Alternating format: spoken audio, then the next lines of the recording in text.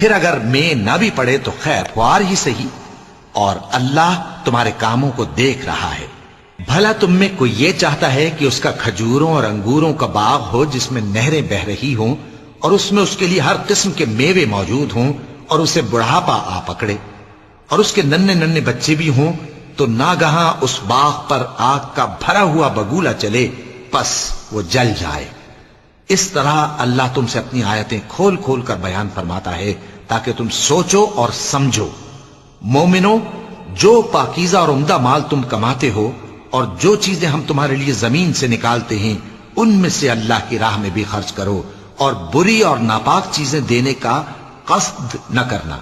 کہ اگر وہ چیزیں تمہیں دی جائیں تو بجز اس کے کہ لیتے وقت آنکھیں بند کر لو، ان کو کبھی نہ لو، اور جان رکھو کہ اللہ بے نیاز ہے، خوبیوں والا ہے۔ شیطان تمہیں تنگ دستی کا خوف دلاتا اور بے حیائی کے کام کرنے کو کہتا ہے،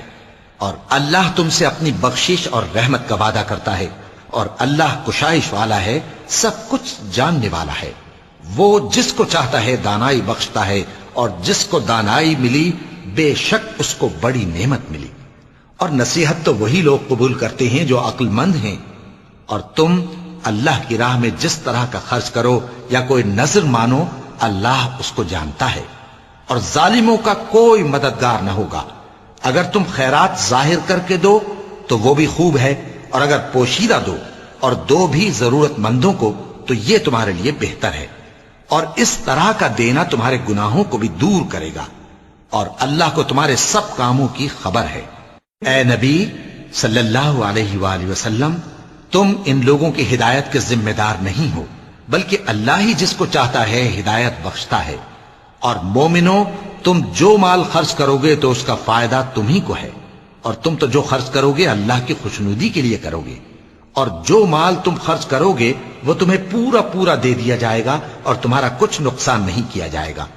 اور ہاں، تم جو خرچ کرو گے تو ان حاجت مندوں کے لیے جو اللہ کی راہ میں رکے بیٹھے ہیں اور ملک میں کسی طرف جانے کی طاقت نہیں رکھتے اور مانگنے سے آر رکھتے ہیں، یہاں تک کہ نہ مانگنے کی وجہ سے ناواقف شخص ان کو تونگر خیال کرتا ہے،